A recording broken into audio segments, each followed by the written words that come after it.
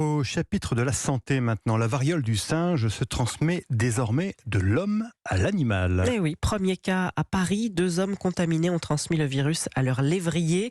Les médecins avaient pourtant recommandé aux patients de se tenir éloignés de leurs animaux domestiques, car si le risque de leur transmettre la maladie était encore théorique, il était cependant bien réel. Les précisions de Gilles Pialou, c'est le chef du service des maladies infectieuses et tropicales à l'hôpital Tenon à Paris.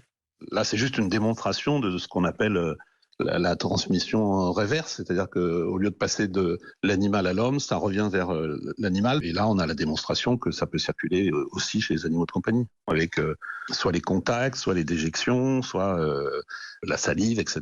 Donc, c'est exactement la même chose que la transmission interhumaine.